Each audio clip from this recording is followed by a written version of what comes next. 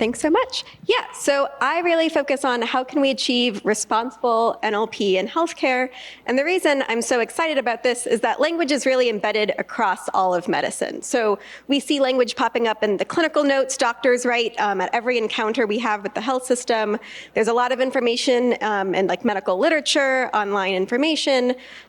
Language is embedded in patient communications and instructions. And then finally, things like clinical trial criteria. And really, this language really serves to connect many different groups. So what my research focuses on is, how can we better understand clinical text and use that understanding to both improve and evaluate workflows that happen across healthcare. And I look at this from a few different angles, and I'll kind of give you a flavor of what some of that work looks like. So one way is, how can NLP help accelerate clinical research? How can NLP help streamline processes at the point of care? And finally, how can it help patients in thinking about the reliability of health information they're taking in? So I'm going to start off by talking about clinical research. So, now when you go to the doctor, every encounter you have today is pretty much documented in the electronic health record. And if you think about all of that data that's being collected in electronic health records, what that gives us is something called real-world evidence. And that real-world evidence can help facilitate personalized medicine, because clinical trials can't answer every question we have. If we think about questions like what drug would lead to the best outcome for some very specific patient, or what adverse events might come from a drug combination, you can't try, all combinations of drugs during a clinical trial. But if we want to sort of, answer these sorts of questions with, classical biostatistics or causal inference techniques, we need a lot of variables to be able to model patients. So for example, for that first one, if we want to figure out, which drug might lead to the best outcome for a patient, we have to know, which comorbidities do the patients, both in our, past data and our current patient have, what side effects have they suffered, was the treatment actually effective, in questions simple as, is the patient currently taking the drug as of a certain time in the health record? And people often think this is something you might be able to just get from a pharmacy record, for example, but the pharmacy record captures what was prescribed, whereas what we actually care about is what was taken. And oftentimes the gap between what was prescribed and what was taken, are those cases where people had really severe side effects and what we really want to be able to capture for medical research. The challenge is that many of these variables are not, in fact, trapped in structured data, but instead trapped in messy free text clinical notes that, often look something like that. And, this is hard for patients to read, of course, but it's even hard for clinicians of different specialties to make heads or tails of what's written in these notes. So, in this example, you could, do a lot of steps of reasoning to figure out what was written there actually refers to someone's chemotherapy regimen being discontinued. So the status quo of, how do we go from unstructured notes to structured data that's actually usable for clinical research is often a full chart review. So you're going to get a team of, maybe nurses or medical trainees to kind of pour through the notes and get you the variables you might need for your study. But you can imagine this is not scalable. We already have a nursing shortage. So, what people have been doing is sort of a partial chart review where, maybe you go through hundreds or thousands of patients, followed then by an ML or NLP model. But this is still very difficult to scale. The number of different factors we might want to extract from a patient's record is huge. And when I extract something from, Duke's hospital records, I can't share that data set easily with UNC because of patient privacy. So everyone's sort of building these data sets for machine learning in silos. So one solution to scaling is that you might be able to use, a large language model like GPT to help parse out the notes for things like, understanding clinical notes or parsing clinical trial abstracts. So, at a very basic level, you can imagine a conversation with ChatGPT where you say, here's a clinical note. Can you tell me all the medications that are being described and what's going on? And it provides you an answer back. And this seems great besides the environmental cost, but there's a lot of catches when you try to just kind of have LLMs solve problems for you. So naive use can often be insufficient. So there's a lot of different issues we might see. So one is sensitivity to exact phrasing. So people who play with these models often find that depending on exactly how they ask the question, they get a different response back.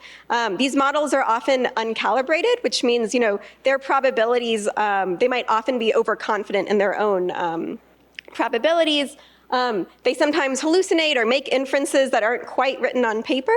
And on the flip side, they sometimes omit information. There's a lot of a needle in the haystack problem going on. And therefore, you can get an okay first pass if you just throw a language model at the problem, but it's not at the level of reliability you actually want if you're gonna create data sets you want to use for health research. So, a lot of what I did in my PhD was, looking at techniques that can help drive increased deployability. So these are things like, providing quotes so that a human in a loop can verify, what the answer is with very minimal human effort. So if you think about a needle in the haystack problem where you're trying to find a very specific piece of information in the health record, if I can, provide to you, here's my prediction and here's where it came from, it becomes a lot easier to verify. Techniques can boost performance over what you might get with an LLM directly using a technique called weak supervision.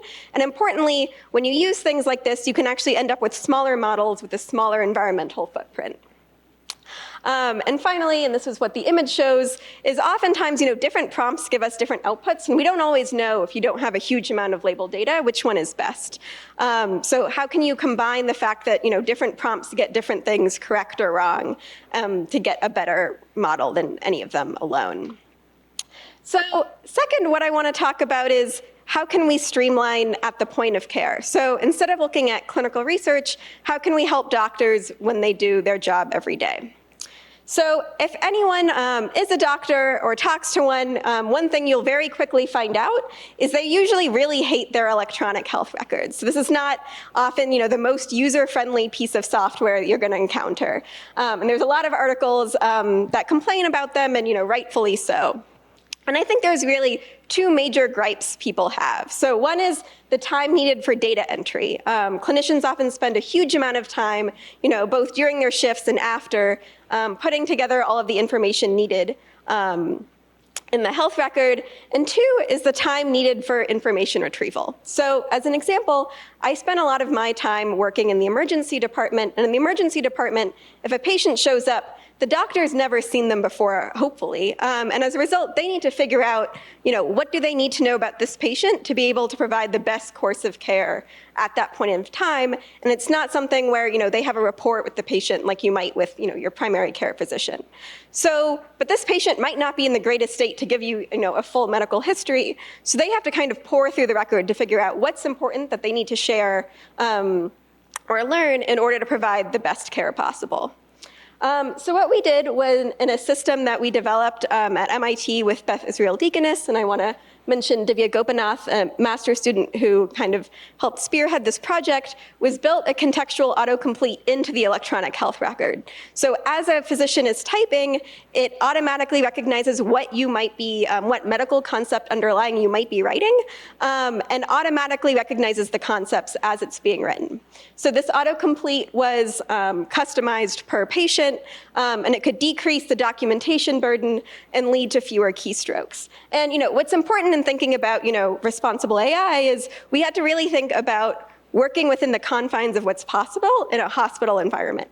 In which case, getting like 0.48 accuracy versus 0.52 on predicting the next word matters much less than, what can you do in a really private way with a really fast model for something like autocomplete. The next thing we wanted to help do was streamline information retrieval, and I want to call out Luke Murray, who was the first author on this work. So the idea is, okay, let's say you've now auto-completed AFib, this cardiac concept. Can we bring up the information on a side panel that describes what you might want to know about the patient's atrial fibrillation? So, can we automatically bring up the medications they care about and, the vitals that you might want to be able to click on, and in a single click, see all of the information you might need for this patient, so you no longer have to click through 10 different tabs in the EHR and search to find the information you need. And I'm not going to go into sort of the algorithms that went behind these, but again, these weren't necessarily always the fanciest algorithms, because what we were really focused on was how can we have something that's reliable, where if a physician expects something to pop up, it'll consistently pop up. So how can we have something where they really understand what's going on so that, what is surfaced is something that they can build some theory of mind for. So in terms of how we evaluated this, we found that in a pilot setting at Beth Israel Deaconess, we were able to dramatically reduce the keystroke burden of entering different medical concepts like conditions or symptoms. And then in a month-long deployment across hundreds of patients, our users, who are medical scribes working in the hospital, said that they were, we found really positive adoption. They said they would use it frequently, that there was a quick learning curve, and that it was easy to use. And the keys to really achieving this, because I think it's often really hard to sort of deploy something in a hospital environment, was one is that we worked really closely with clinicians on the design team. So we were meeting with anywhere between 1 to 3 clinicians on a regular weekly cadence, not to mention, many, many different Slack messages. Clinical shadowing was a huge part of this. So, before, a single line of code was written, I think it's really important to think about what is the actual problem you're trying to solve, and observing sort of the normal workflow of the system that you're trying to maybe streamline or adapt to understand where the true pain points are. And finally, there was a lot of iterative prototyping with users to figure out, what would be disruptive to their workflow. And, Luke, who led a lot of this, works in human-computer interaction. So for him, it was really about how do I make something that people actually want to use on the ground. So finally, I want to talk a little bit about how can we improve the reliability of health information. So for better or for worse, patients now are turning to generative AI. So this is a Ipsos survey from last year, and it showed that about 31% of patients are now using generative AI for healthcare topics. This personally terrifies me, but it is something that I feel we therefore need to study. So there's a few different concerns that can come up if patients are using generative AI to help answer questions. So, it's understandable that this is occurring. We have a huge primary care shortage in the United States. And so there is going to be this gap between the amount of information patients have, easy access to. So it's not something where we can just hope they don't use it. But the two, major risks, the one that people always talk about are, hallucinations or factual errors. Is it going to surface information that's not accurate? But what I want to kind of focus on is a different angle, which is when does it provide a misleading response that might be technically factually accurate, but could still have negative consequences for patients? So let me make that a little bit more concrete for you all. So let's say, so this is an example that's actually motivated by a conversation I had with a surgeon at Duke, Ayman Ali, who's a co-author on this preprint, where he says, something he might observe is a patient searching, what are the risks of my surgery? And, before we had, generative AI in our search engines, what you might get is, you search for it, and then you go to a website, and the website, might be from the CDC or someone that you trust. And the website, gives you an overview, and it's largely listing the benefits. But then they have a small section at the bottom on the possible risks. The issue we now face, that we're using things like retrieval augmented systems, so not to call out any specific search engines, but you have these retrieval augmented results that sometimes appear at the top. And what the AI summary now does is sometimes it, factually and accurately pulls from these different websites, but what you end up with is something that only describes the risks now. So what you might have had before was a patient going to the website and seeing the entire website, and now what you have is a patient who might not click further and instead get a much more biased view of what might happen with this surgery. And this is something that it seems like has been observed by clinicians I talk to. So what we looked at was we scraped Google's AI overview as well as another AI search engine, Perplexity, for 28 different surgeries. And we wanted to see, how often do they mention what is the frequency of these complications? Or, are there any benefits of the procedure? And by and large, both of them, less than 10% of the time really provided some balance. So, they are sometimes inaccurate. I'm not going to fault that. But even when they are factually accurate, a patient can then walk away with a misleading sense of how safe their surgery is. And as a note, even before generative AI, there are a lot of studies in the community that show that online health information can help fuel health anxiety. And things like this won't necessarily make it any better. As another example, we looked at disputed conditions. So these are conditions that either don't have enough scientific evidence or really controversial in the community, or potentially just like outright pseudoscientific.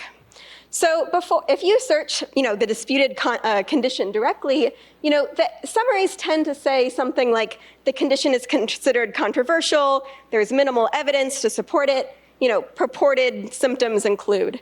But if the patient thinks it exists because they heard it somewhere, and they instead search symptoms of the disputed condition, now the summary just says, it pulls from those websites and says, here are the list of symptoms that I found, and those are the purported symptoms, but it's no longer providing the context. And this decontextualization can be incredibly dangerous, and especially because it might still link to what looks like a credible website for doing this, because it is information pulled from that website, but it's not sending the same message that website intended to send. So, we did the same sort of thing for 13 different disputed conditions, and we checked how often they said the condition was controversial. And 100% of the time they did if you just searched the condition directly. But if you instead were someone who believed that the condition existed, you might have read something on social media or heard something, and you instead searched symptoms to say, hey, is this something I might have? Suddenly, only maybe about half the time does it kind of let you know, like, hey, this might be something that's a little bit fishy. And as a result, this can be a really dangerous mode of communication where we kind of decontextualize information. So it's a question of, how do we move forward from this? And I think the argument I want to make is that our systems should replicate the best conditions.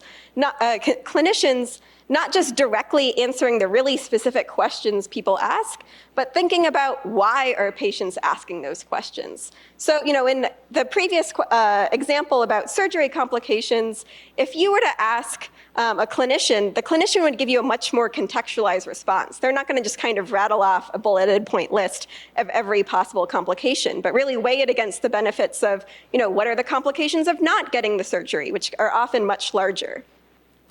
So we need to kind of learn from data sets of patient-provider communication to understand how do clinicians do this well. We have to develop new approaches to try to understand, patient intent and, what are they actually trying to get at. And then, also think about how we design user interfaces. This is not all an algorithms problem, but, how do we present information in a way that doesn't, strip all the context away from sources?